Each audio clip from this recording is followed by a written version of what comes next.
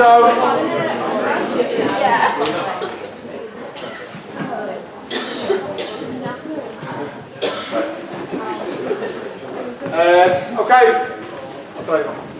Alright, little technical challenges, we'll try and figure it out. So we've got 3 videos here. Like I said, the first couple are quite short, but then the last one, somebody that you probably have heard of and goes into talking about himself. Understand that's okay about you. When I played football, that was my language. That's how I communicated. When that was taken away from me, I just felt like I was nothing. You know, you've got so much responsibility as an athlete to your team. You got to play at a certain level. Your teammates count. You got the pressure. We'll go for it.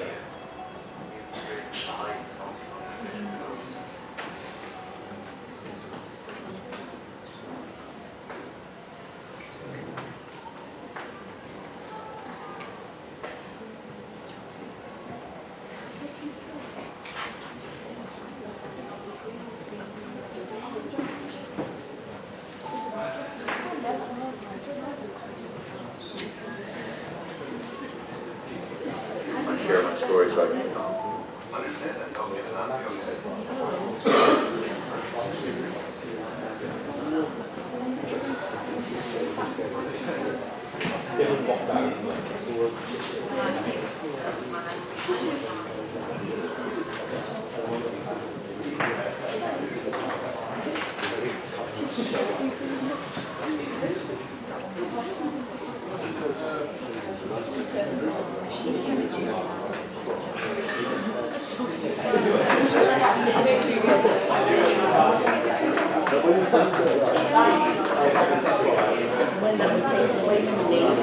Here we go.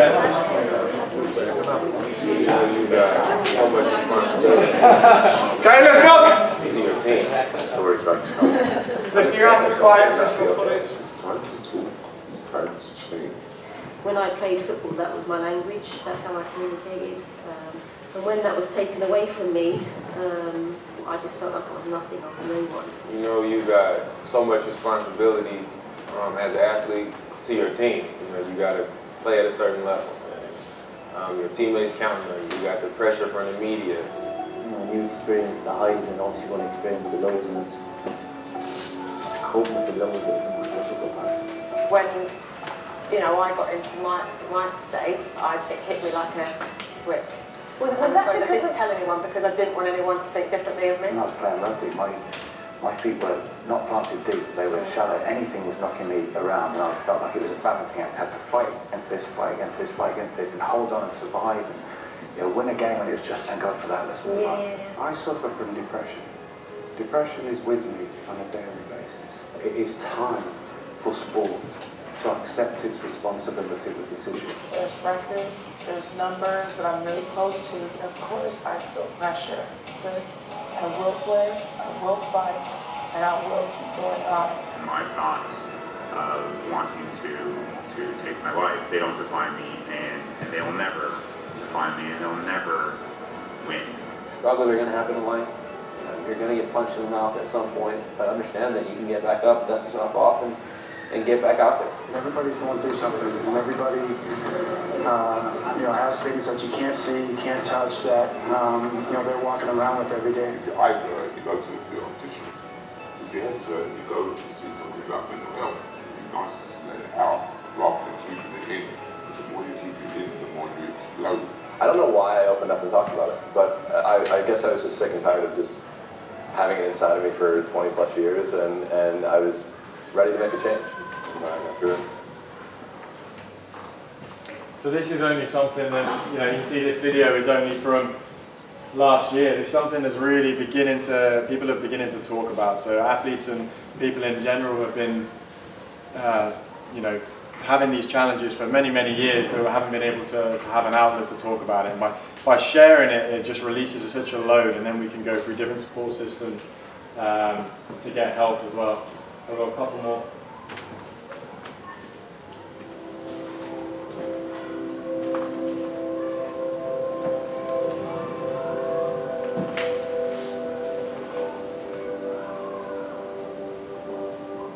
People don't typically associate professional athletes with mental illness.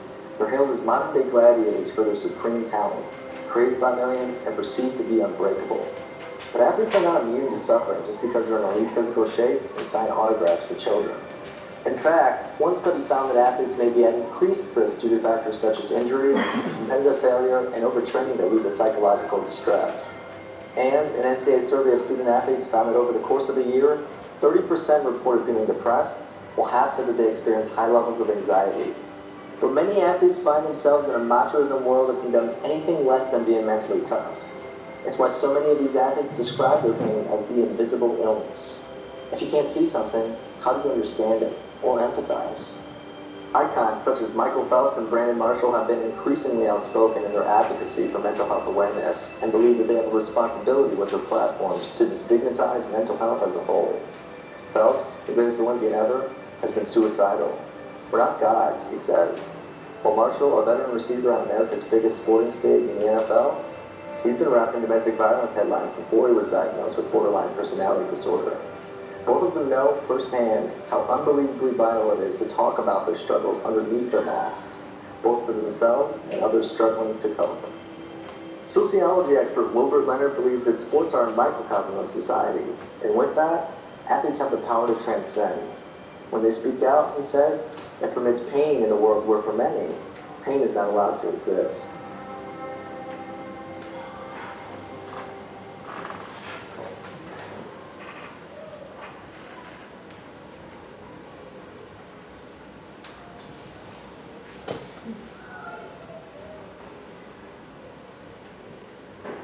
So, as you kind of said, and you see there, there's the Guardian and then the USA Today, two different countries across the world.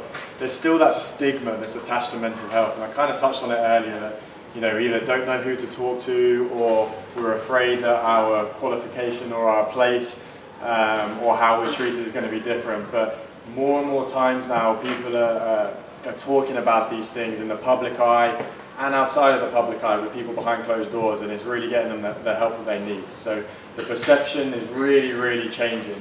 And the best encouragement that I can give you is just, it is okay not to be okay. And you guys are part of the future. You can help to encourage your friends. You can ask your friends how they're doing. You can notice changes in your teammates and how they come into training, how they come into practice, and just ask if they're okay, and just check and see if everything's going all right, kind of thing. A lot of times now we live in this individual world where we're not that comfortable having these conversations and everything, but notice these changes, and just asking if someone's all right can make a big difference. Okay? So we'll go on to chronic anxiety. So what I want you to do in your groups is we'll do a really short, like 2 minutes here. What is anxiety and how does it show? And we're talking about chronic anxiety. So it's a little bit different to acute anxiety, which is something that's related to an event. So perhaps you've got a big race coming up this weekend and you get you get nervous potentially and other things before the event, but chronic anxiety that's every single day. What does that mean and how does it show? Okay, 2 minutes.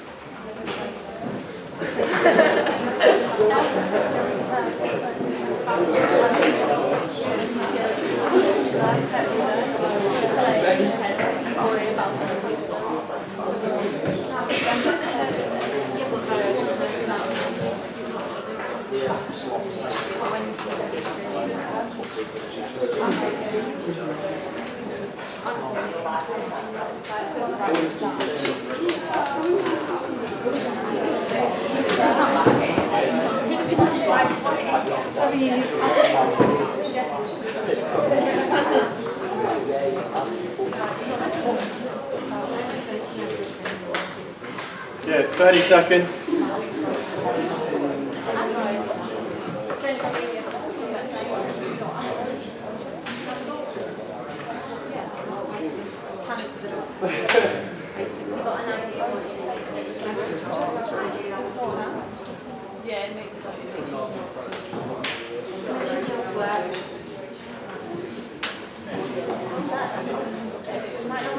Good, okay, wrap up your conversations. So, can anybody offer what they were talking about in terms of what chronic anxiety is? Yes. Aren't negative thoughts that affect performance? Yeah. Yeah, that's one of the ways that it can affect you, for sure. That can be acute or chronic, that can definitely affect. Anyone else? Let's go for 3 in total, so that's 1. Yeah. It'd be like just stressing about the future in general. Yeah, absolutely. So we're stressing about what's coming up, okay, and not limited just to what's coming up, but also potentially what has happened as well. Okay, good. 1 more. Yes. Sorry, say again. Yeah, absolutely. So when you have this chronic anxiety, it affects the way that you can go about day-to-day interactions and activities. So the mood swings that can come on and being triggered by certain things, most definitely. So just a couple of definitions we've got here is the presence of excessive anxiety for at least 6 months. Okay, and that's about not just one thing, so not just about the competition that you're doing, but it manifests in a lot of aspects of your life. And again, it says that it can be very challenging to control. In terms of how it can show itself, this is taken, so in psychology, there's a manual called the DSM, where if psychologists are going to diagnose you with a certain illness, then this is what it comes to. So you have to show at least 3 of the following for more than a period of time. So all these things come with chronic anxiety. I'll be really open and honest with you. This is something that I've been through in my life and still manage day to day now. Okay, it's so common for people to have this kind of thing, that, you know, getting up and speaking in front of 60 people. Some people do well with it, other people don't. You know, I personally choose to put myself in these situations, and that's how I overcome the anxiety. Okay, I don't want to sit at home and just be talking to people online. I put myself in these situations to do it. Okay, I've played at a decent level over in America. I'm now working with people at a very high level here, and you see this day to day, both myself and through others. So there's just different ways to manage it. Okay, and then you can perform at the very top level that you want to be at, even if you're carrying this as well. So going on to depression. Okay, 2 minutes, what's depression and how does it show?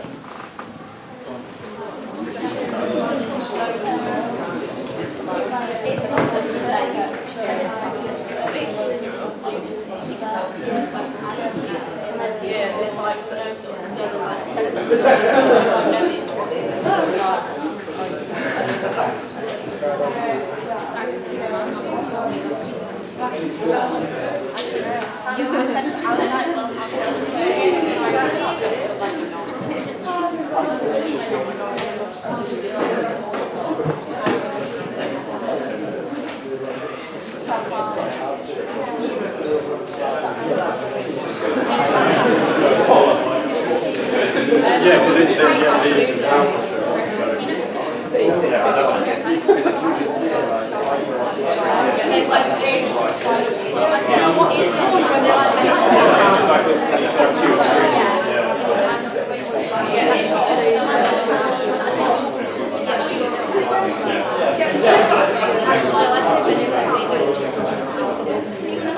Alright, wrapping up the conversations.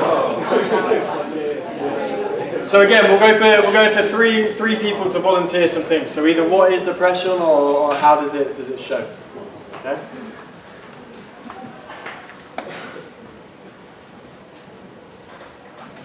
Yes. Okay, if you show by just not being excited, like wanting to do things that you normally would. Yeah, definitely. So not being excited about things that potentially you've done for many years.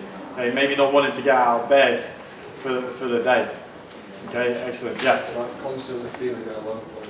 Yeah, constantly feeling low. So you're always riding that low and you're not able to feel that excitement. Okay, good. Yeah. Lack of self-care. Lack of self-care. Excellent. What do you mean by that? Like, well, you're not going to leave the house and going showering, taking care of yourself, but you're Yeah. So what happens is when this illness takes control of your brain, you forget about the things that would actually make you feel better. So all the things that you mentioned just there, taking care of yourself and then being excited in that and going out and doing the things that you want to do rather than have to do. the illness takes control, and then you end up stopping doing these things that can help you feel better. So I've got a couple of videos here.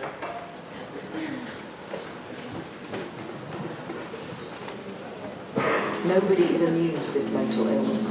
Fame and wealth offer no protection, and when depression strikes, the effects can be devastating. It just comes on you, and it just squeezes everything. Your heart races, you panic. I've been on a plane where I've just wanted to say, I've got to get out of here. It's hard to explain, but the build-up of pressure inside you, that's generally for me, sleepless nights, not eating properly, not being able to concentrate or focus on things during the day, they all sort of then put it together, and it creates one big storm. I was waking up on the RVR, just the bed would be soaking, would be sweating, and just thinking to myself, what is wrong? You know? Sometimes you just get agitated, you pick arguments, you get aggressive, your mood changes, and all sorts of different things happen to you. And unfortunately for me, I got sectioned. I seriously thought that someone's going to put me in a straight deck and lock me away. I'd be in a room full of people and just feel the loneliest guy in the world, and the only thing I wanted to do was either lay in bed or shut myself away. I thought I considered sort of hurting myself to show people how much pain I was in, because people talk about, you know, if you've got a broken leg, you've got a cast on your leg or whatever, people can see you've got a problem. But when you've got mental problems, there's nothing evident to people to show you that you need help. Had a physical mark. Yeah, absolutely. That's what you need to show people at times, and there you go, and that's what it is. But there was none of that for me. It's just, of course, that makes it hard work for people who suffer with the illness. Does anyone know who the Australian guy was in that?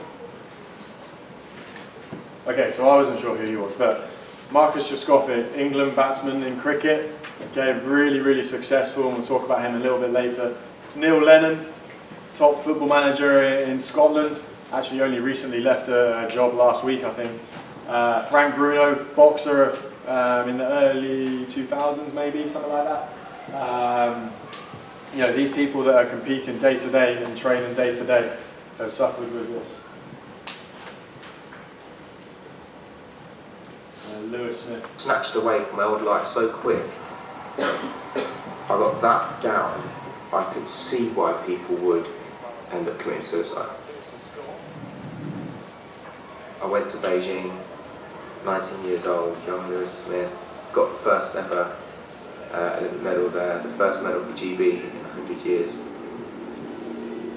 I come home, everything was so different. It was a lot to digest, literally overnight. I had kids waiting outside my house, people recognised my name. I think people can look on successful people and think everything in their life is perfect. It could be further away from the truth. And there's a lot more to just being happy and successful. And that's not whether that's talking to people around you, whether you've got people you can trust. I think men can try to be proud, and almost at the point they try to be in denial. Anything's wrong, it almost just boils over. I mean, your brain is like any other part of your body. It's all about trying to prevent injury.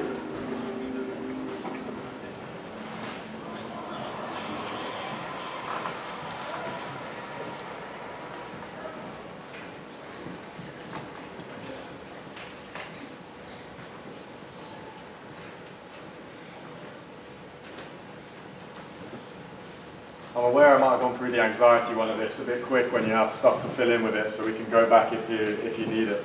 But yeah, this is what comes from the DSM about depression. You've got the videos there about, you know, people that have lived through it. And what does it mean, and how easy can it take over?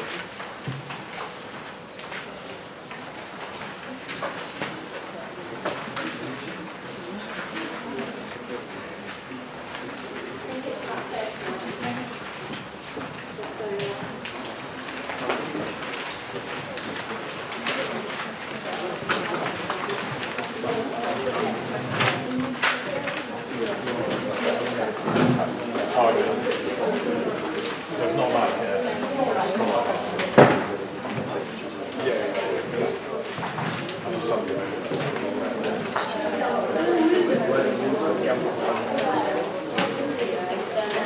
Just so you top right drop on the last page.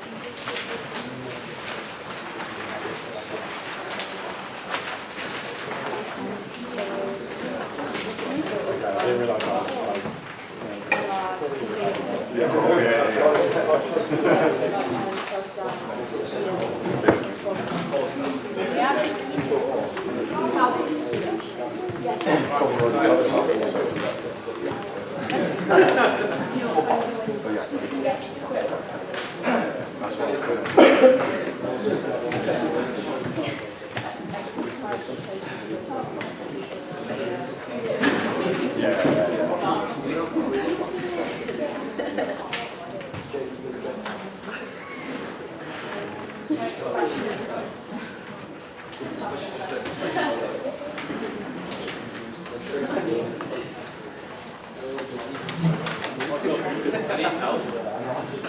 yeah.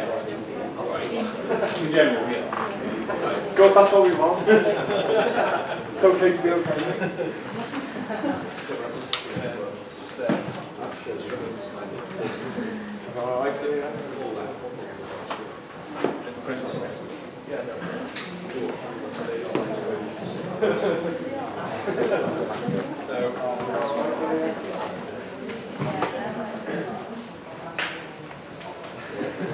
So in your box in the workbook it says identify causes.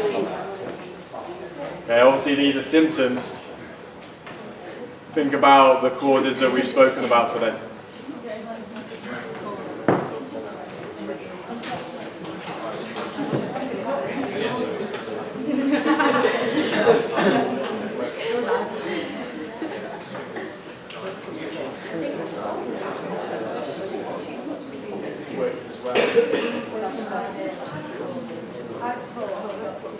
Yeah, last minute.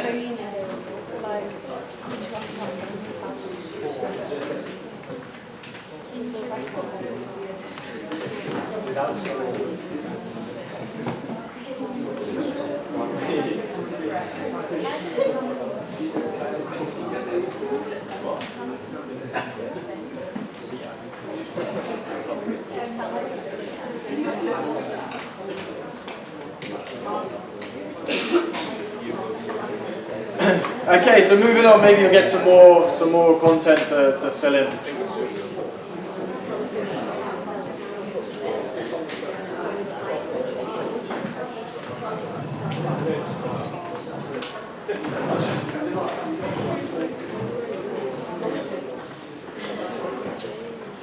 So on the screen now, I've just got 4 examples of people that have had depression challenges through their life. So Marcus Droskovic was one of the guys in the video. He's once famously quoted as saying that he would do anything to stand in front of the wicket with the Australian fast bowlers launching that rock solid ball at him rather than get out of bed in the morning at times. And he's written a really powerful book about his experiences. Gary Speed played football and was a football manager for a long time.